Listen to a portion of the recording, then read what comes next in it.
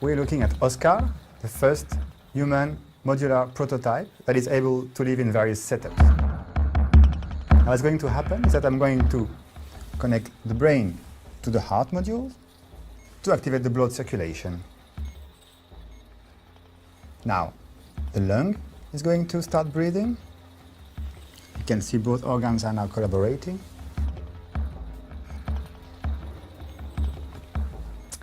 I can add a kidney module. And if I add a limb module, I start actuating the organism to move. Now it's looking for the optimal temperature, which is 37 degrees. If I add another limb, Oscar will recognize it and beneficiate from new possibilities.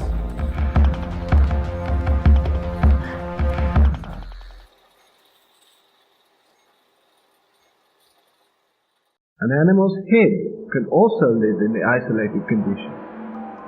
Here is the plan of the experiment.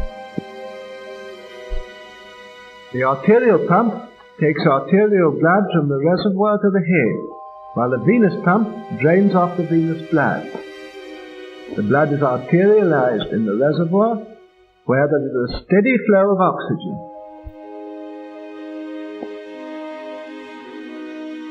The artificial blood circulation ensures the metabolism necessary for the life of the head.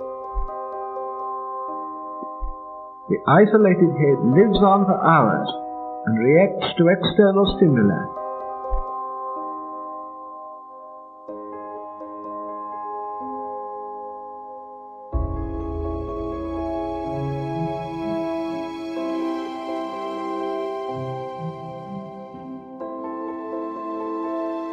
The isolated head even reacts to light and to sound.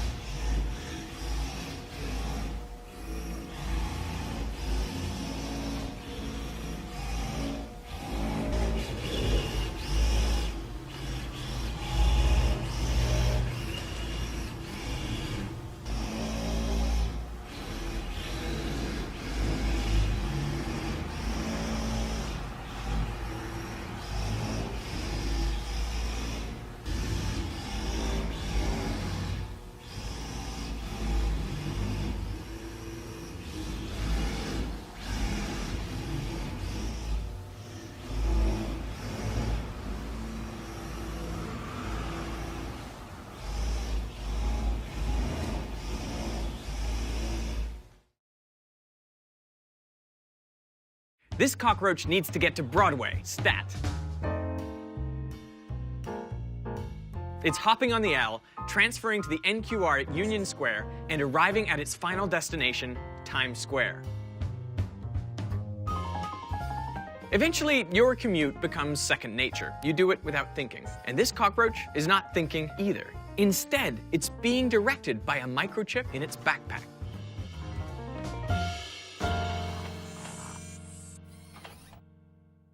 Researchers at North Carolina State University have found a way to bug a cockroach. By hacking its senses, researchers can remote control a roach to go wherever they want. But why would they do this? I'm Alper Bozkurt, and I'm an assistant professor in electrical and computer engineering department at North Carolina State University.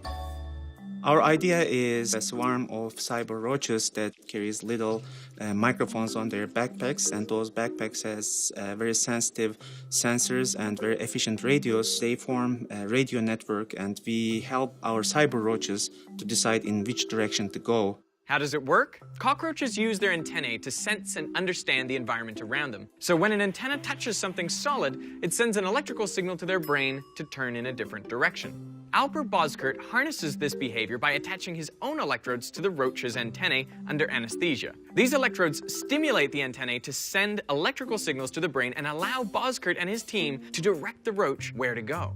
These electrodes are connected to the roach's backpack, which acts like an extension of the roach's brain. It consists of a battery, a microchip with a radio to communicate with a controller, and microphones to triangulate sound.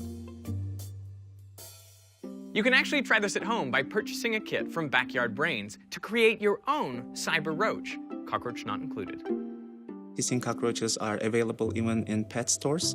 And they are not pest insects, they are exotic pet insects from Madagascar. This is a chamber where we keep our cockroaches and observe their behavior. Cockroaches are amazing, and they were able to survive millions of years of harsh environmental conditions, and they are good crawlers and they are good climbers. So in this chamber we try to understand what does cockroaches do during their day life and during their night life. So far, this tech controls a single roach. But what about an intrusion of cockroaches? And what could you use this intrusion for? It was in 1999 I joined the search and rescue efforts after the earthquake in Turkey, where about 20,000 people lost their lives. One of the most critical questions is, where are the living, surviving victims? You need to find those people in a short amount of time. Time is very critical, and right now there is no technology out there that can provide this. With the power of an intrusion, he can send his cyber roaches as first responders into deadly environments to locate and rescue potential survivors. For example, during a search and rescue mission, they would release an intrusion of cyber roaches to naturally roam the search area. As the roaches explore the space, they gather data that is used to create a 3D map of the environment. If a roach travels outside the search area, the computer will automatically stimulate its antennae to direct it back in. Once a roach detects the sounds of a survivor, beacons from fixed radio towers would activate and locate the cyber roach and thus the survivor. I love cockroaches. Some people may think that they are very ugly, but roaches may also think that humans are ugly. We had very excited demonstrations in the laboratory environment, and we are ready to bring this technology into simulations of collapsed buildings to test it and find out what would be the next level of challenges. These cyber roaches are just the first step in cyborg insects. DARPA is already funding research into controlling the flight of cyborg beetles and moths as potential surveillance drones. So watch what you say, because someday soon, Big Brother could be bugging your room with an actual bug. Check out more episodes of Cyborg Nation by subscribing to the Wired channel.